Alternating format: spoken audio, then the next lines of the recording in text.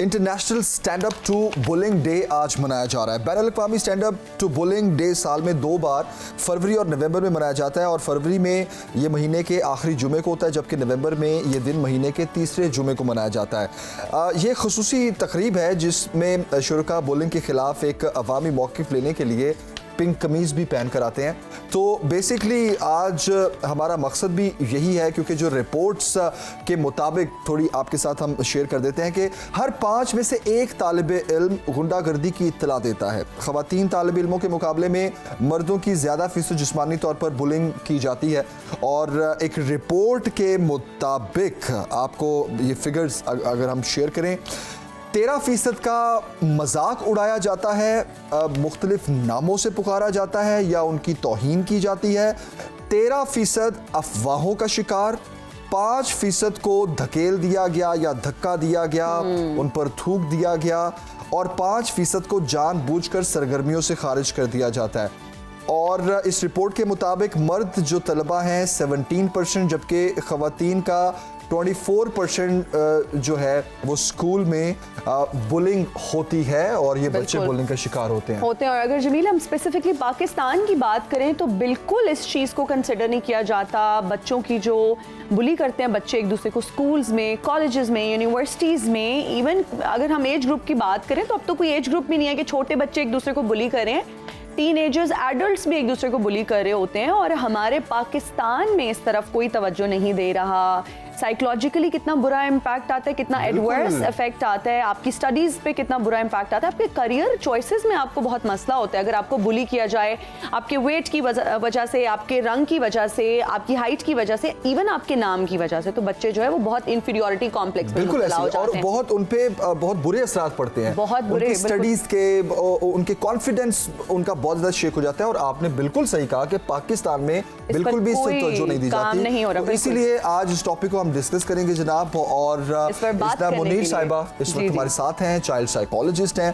तो ये जो दिन मनाया जाता है ये अब पाकिस्तान में भी मनाया जाएगा इंशाल्लाह। जी इस्ना साहिबा, गुड मॉर्निंग, कैसी हैं आप? सबसे पहले बताइएगा कि ये बुली करने की वजह क्या है? क्या तरबियत की कमी है, बच्चों की घर से अच्छी तरबियत नहीं होती, या फिर स्कूल का कल्चर इतना टॉक्सिक हो गया, यूनिवर्सिटीज़ का कल्चर इतना टॉक्सिक हो गया कि बच्चे देखा देखी इस कल्चर को अडॉप्ट करते हैं?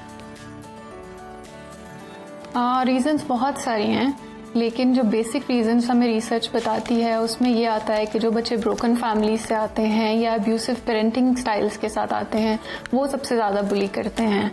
और इसमें ये चीज़ भी आती है कि जो बच्चे खुद बुली हुए हुए हैं किसी भी स्टेज पे, चाहे स्कूल में या कॉलेज में, वो फिर बाकी बच्चों को बुली करते हैं क्योंकि वो अंदर इतना अग्रेशन भर जाता है, इतना वो एक होता है ना डिमांड ऑफ कंट्रोल कि मुझे किसी तरह से कंट्रोल मिल जाए ना। वो बच्चे घर में उस तरह से रह रहे होते हैं तो वो बाहर फिर अपने कंट्रोल के लिए बच्चों को बुली करेंगे किसी ना किसी तरह। उनको वो कभी फैट शेमिंग करेंगे, कभी रंग पे, कभी हाइट पे, और इससे इन बच्चों को फिर सेंस ऑफ सेटिस्फेक्शन मिलती है। अच्छा इस्ना, हम इस टॉपिक को डिस्कस करें उससे पहले मैं चाहूंगी कि बहुत सारे लोग हमें देख रहे हैं जिनको शायद डेफिनेशन भी नहीं पता कि बुली करना कहते किसको है। क्या आपको कोई ऐसा कमेंट पास करे तो आपको कैसे पता चलेगा कि अगला इंसान आपको बुली कर रहा है? तो पहले थोड़ा सा आप एक्सप्लेन भी कर लें कि ये है क्या, बुली करना किसको कहते हैं? ठीक है, बुली हम हर उस चीज़ को कहते हैं जो आप जानबूझ के किसी को तकलीफ पहुंचाने के लिए करें। मोस्टली इसको हम स्कूल्स के लिए टैग कर देते हैं कि स्कूल में बुली होता है, लेकिन बुली हर स्टेज पे होता है, प्रोफेशनलिज्म में भी होता है। अगर आप किसी के रंग पे, शक्ल पे, उसकी हाइट पे किसी भी तरह से आपका कोई नेगेटिव कमेंट है, और नेगेटिव कमेंट्स के अलावा अगर आप फिजिकल अब्यूज कर रहे हो, पुशिंग है, हिटिंग है, ये सब कुछ बुलिंग में आता है। सही। अच्छा, मनफी असरात क्या होते हैं एक पर्सनैलिटी पर, खा वो बच्चा हो, जवान हो, जिस तरह आपने जिक्र किया कि वर्क प्लेस पर भी बुलिंग की जाती है, तो मनफी असरात क्या होते हैं इसके?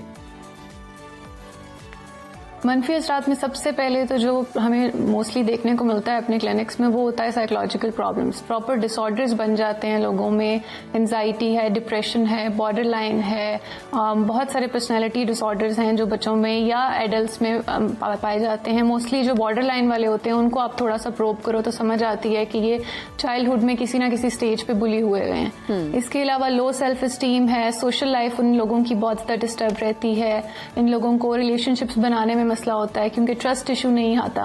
तो फिर बहुत सारे पर्सनालिटी इश्यूज से लेके डिसऑर्डर से लेके एक तरह से पूरी जिंदगी उनकी अफेक्ट होती है, क्योंकि वो एक ट्रॉमा बन जाता है और वो फिर ट्रॉमा साथ साथ रहता है। वो फिर आपके रिलेशनशिप्स में भी आएगा, अगर आपका अपने कॉन्फिडेंस में भी आपको तंग करेगा, आपको वो लगेगा कि मेरी अपनी गलती है, या वो जैसे कहते हैं ना कि गिल्ट वो आ जाता है कि बच्चे को या बड़ों को लगता है कि मेरी अपनी गलती थी जिस वजह से मुझे बुली किया गया है। तो वो feeling of guilt, feeling of shame जो है वो फिर सारी जिंदगी साथ चलती है। अच्छा, इतना बच्चों की जो तरबियत है वो घर से होती है या फिर उसके बाद वो स्कूल जाते हैं और वहाँ पर उनको जो है ना बेसिक्स सिखाए जाते हैं, आपको क्या लगता है कि तरबियत का हिस्सा होना चाहिए ये?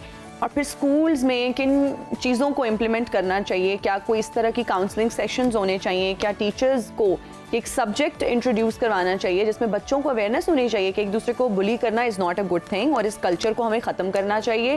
क्या समझते हैं कि माओं के साथ साथ असातिज़ा का कितना इंपॉर्टेंट रोल है? बहुत ज़्यादा इंपॉर्टेंट रोल है। आई थिंक सबसे पहले तो ये घर से स्टार्ट होता है। जो बच्चा देखता है वही सीखेगा, तो घर पे कोशिश करें कि आपका माहौल ऐसा हो, बच्चों को जो बेसिक लाइफ स्किल्स हैं वो घर से देना शुरू करें। उसको पढ़ाई या कुरान से ज्यादा पहले उसको अच्छा इंसान बनाना सिखाएं कि क्या चीज, कैसे हम काइंड रह सकते हैं, कैसे हम एक अच्छा इंसान, कैसे अच्छा कैरेक्टर बिल्ड कर सकते हैं। घर के बाद फिर ऑब्वियसली स्कूल की बारी आती है। Being a child psychologist, I think मुझे लगता है कि एक सेपरेट पीरियड होना चाहिए जिसमें हमें कैरेक्टर बिल्डिंग करनी चाहिए बच्चे की। उसमें उसको यहाँ से लेके कि कैसे आपने लोगों को डील करना है, कैसे अगर किसी के साथ बुरा होता है तो उस पर आवाज उठानी है, कैसे आपने अपने इमोशंस को डील करना है, ये सारा कुछ उसमें सिखाना चाहिए। और इससे बहुत ज्यादा फर्क पड़ सकता है, क्योंकि हम एकेडमिक्स पे बड़ा जोर देते हैं लेकिन बच्चे की कैरेक्टर बिल्डिंग पे उस तरह से स्कूल में नहीं जोर दिया जाता। तो अगर वो एक थोड़ा सा टाइम या कोई टीचर या कोई काउंसलर एलोकेट कर दें तो इससे बहुत ज्यादा फर्क पड़ सकता है। सही। अच्छा, बीइंग साइकोलॉजिस्ट, दूसरी चीज इसमें ये भी आती है कि टीचर्स भी बुली करते हैं, जो मैं बहुत ज्यादा हाईलाइट करना चाह रही थी, क्योंकि हम डेली बेसिस पे आजकल देखते हैं बच्चे, और बहुत सारे टीचर्स ऐसे हैं जो बुली कर रहे हैं बच्चों को, और उसकी वजह से छोटे बच्चों की पर्सनैलिटीज बहुत ज्यादा डैमेज हो रही हैं। हमें ऑलमोस्ट 1-2 पेशेंट्स ऐसे देखने को मिलते हैं जी, टीचर ने मारा है, टीचर आपको शेम कर रहा है, कभी किस बात पे कभी किस बात पे। तो ये भी हमें हाईलाइट करना चाहिए कि टीचर्स पे भी थोड़ी सी उनकी भी कोई काउंसलिंग या उनकी कोई साइकोलॉजिकल ट्रेनिंग होनी चाहिए। मैं बिल्कुल आपने सही कहा, मैं इस तरफ आना चाह रहा था क्योंकि पूरी दुनिया में कैरेक्टर बिल्डिंग बहुत इंपॉर्टेंट रोल प्ले करता है और स्कूल से इसको शुरू कर दिया जाता है। तो आपने जिस तरह कैरेक्टर बिल्डिंग की बात की ना, पाकिस्तान में क्यों इसको इम्पोर्टेंस नहीं दी जाती? इवन इम्पोर्टेंस देना तो दूर की बात, जिस तरह आपने जिक्र किया कि टीचर्स ही उसमें इन्वॉल्व होते हैं बच्चों को बुलिंग करने में। अब सबसे बड़ी चीज तो ये कि हमारे पास कोई रेगुलेटिंग बॉडी नहीं है ना। हम जब टीचर्स को एलोकेट करते हैं तो हम नहीं देखते कि टीचर का अपना साइकोलॉजिकल माइंड या उसकी अपनी मेंटल हेल्थ ठीक है या नहीं है, वो बच्चों के साथ काम करने के काबिल है या नहीं है। तो वहां से कोई रेगुलेटिंग बॉडी नहीं है। अभी तक पाकिस्तान में साइकोलॉजी का कोई, जैसे कहते हैं ना, एसोसिएशन ही नहीं है। साइकेट्रिस्ट की है, साइकोलॉजिस्ट की नहीं है। तो हम इससे अंदाजा लगा सकते हैं कि साइकोलॉजिकल हेल्थ की कोई इंपॉर्टेंस नहीं है। बिल्कुल। दूसरी बात यह है कि हमारे पेरेंट्स जो हैं वो साइकोलॉजिकल इश्यूज को नहीं इंपॉर्टेंस देते। वो बच्चे को बुखार है तो बहुत परेशान हो जाएंगे, लेकिन डिप्रेशन है तो जबरदस्ती बोलेंगे कि रोना धोना या उसका जी ना लगना वो ड्रामे कर रहा है या वो झूठ बोल रहा है। इवन हमारे पास आके पेरेंट्स कहते हैं जी इसको समझाएं, स्कूल तो बड़ा इंपॉर्टेंट है, इसका ये डिप्रेशन वगैरह नहीं चलेगा। तो इसको भी एक प्रॉपर बीमारी की तरह, साइकोलॉजिकल इश्यूज को भी प्रॉपर बीमारियों की तरह ट्रीट करें। ये भी प्रॉपर मसले हैं जिनसे पूरी जिंदगी बर्बाद हो जाती है, लेकिन हमारे लोग नहीं अंडरस्टैंड करते क्योंकि उस तरह से अवेयरनेस नहीं है हमारे लोगों में। बिल्कुल आप सही कह रही हैं इजना, पेरेंट्स में भी ये अवेयरनेस नहीं है कि बच्चों को डिप्रेशन हो सकता है। जब तक पेरेंट्स में अवेयरनेस नहीं होगी तो मसले कैटर नहीं होंगे, हम सोल्यूशन की तरफ नहीं जा सकेंगे।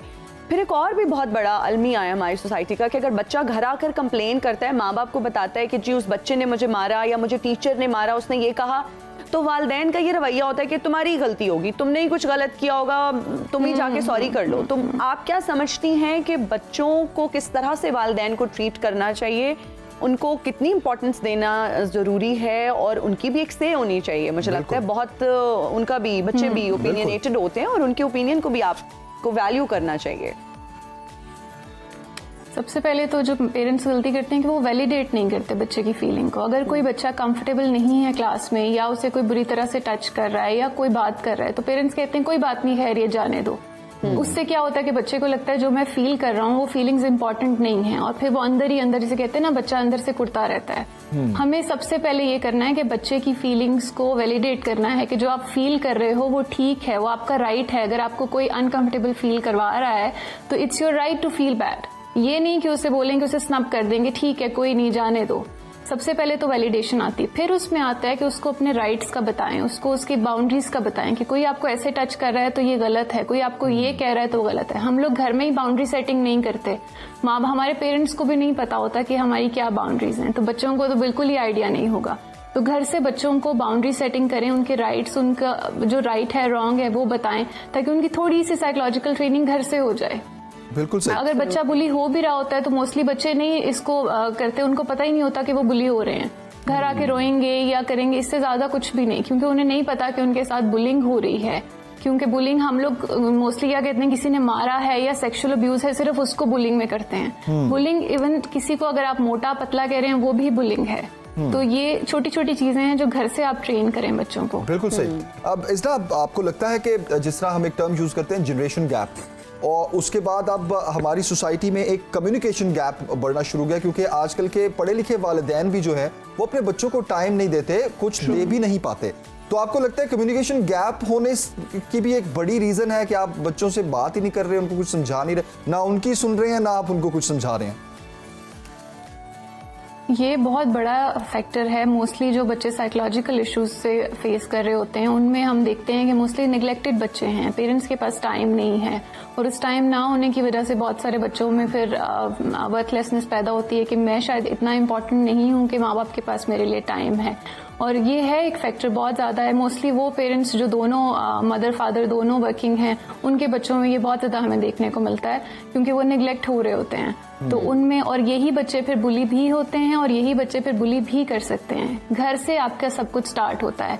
अगर आपका घर का माहौल अच्छा नहीं है, किसी भी तरह से आप उसकी वो नीड्स फुलफिल नहीं कर रहे, तो आप मेंटली प्रिपेयर रहें कि आपका बच्चा जो है बाहर कुछ ना कुछ गलत करेगा, या वो बुली करेगा या वो बुली हो जाएगा। ठीक है।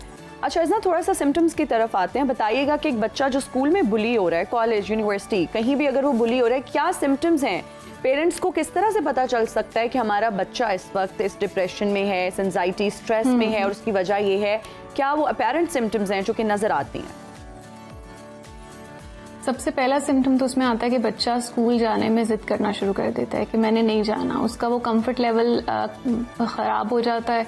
मोस्टली पेरेंट्स आके में बताते हैं कि ये स्कूल जाते हुए जिद कर रहा है। फिर इसमें बहुत ज्यादा रोना आ जाता है, वीपिंग स्पेल्स आ जाते हैं बच्चे में, सोशल आइसोलेशन आ जाती है। वो जो पहले पढ़ाई में बहुत अच्छा था, एकेडमिक्स लो होना शुरू हो जाते हैं, बदतमीजी आ जाती है, गुस्सा करना, चीजें तोड़ना, अग्रेशन बहुत ज्यादा बढ़ जाता है। क्योंकि स्कूल में बच्चा बुली हो रहा है और वो वहां पे आंसर नहीं कर रहा, तो उसके अंदर वो सारी फ्रस्ट्रेशन बिल्ड होती है, और वो फ्रस्ट्रेशन फिर उसने कहीं ना कहीं निकालनी है। तो कभी वो चीख के, कभी चीजें तोड़ के, कभी माँ बाप से बदतमीजी करके वो उस तरह से फिर अपने इमोशंस शो करता है। बिल्कुल सही। अब इसका दीन इस्लाम तो हमें इखलाक और दूसरों से हुस्न सलूक सिखाता है, और आपने जिस तरह बात की कि घर से ही ये तरबियत शुरू हो जाती है, आपके ख्याल में रिलीजियसली भी हम कहीं लैक कर रहे हैं कि हम नमाज पढ़ना, रोज़े रखना, ये इन चीज़ों की तो प्रेफरेंस है, लेकिन कुरान हमें पैगाम क्या दे रहा है, उस पैगाम को हम अपने बच्चों तक नहीं पहुंचाते? एग्जैक्टली हम लोग इस चीज़ पे बहुत जोर रखते हैं कि बच्चा जल्दी जल्दी कुरान ख़त्म कर ले, लेकिन जो कुरान का असल एसेंस है हम उस पे नहीं तवज्जो देते। कुरान तो मजहबी सलामती का है, शफकत का है। कुरान में इतनी जगह पे शफकत का हुक्म है, हुस्न सलूकी का हुक्म है। वो चीज़ें हम भूल के बस बच्चों को रटवाने पे लगे होते हैं कि जल्दी जल्दी कुरान ख़त्म कर ले। कुरान आप पढ़ाएं, लेकिन बच्चों को साथ साथ तफसीर भी पढ़ाएं। उसके अंदर जो असल मकसद है कुरान का, कैसे आपने ज़िंदगी गुजारनी है, कैसे आपने लोगों को ट्रीट करना है, वो अगर आप सिखा लें तो सिवाय उसके कि वो रट्टा लगा ले, उससे बेहतर है कि उसको असल में कुरान का मकसद समझ आ जाए।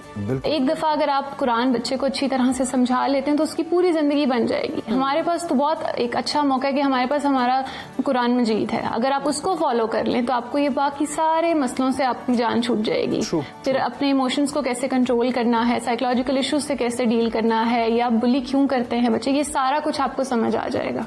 बिल्कुल ऐसे ही है।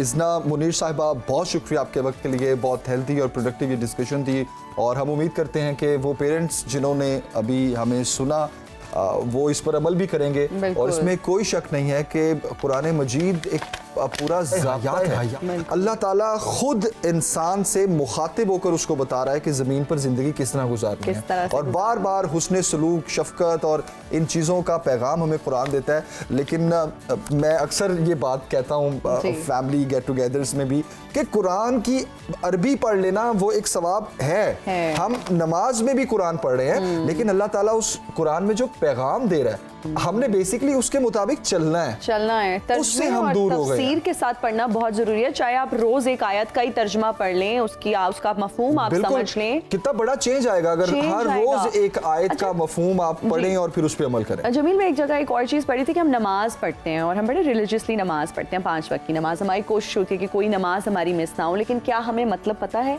कि हम जो पढ़ क्या रहे हैं? जो हम लोग अरबिक पढ़ रहे होते हैं उसका तर्जमा, उसका मफहूम समझना भी बहुत ज़रूरी है। और फिर आप देखिएगा कि ज़िंदगी में क्या चेंज आता है जब आप समझ के एक चीज़ को पढ़ना शुरू करते हैं। और कुरान आपकी ज़िंदगी में बहुत आसानियाँ लाता है। बेशक।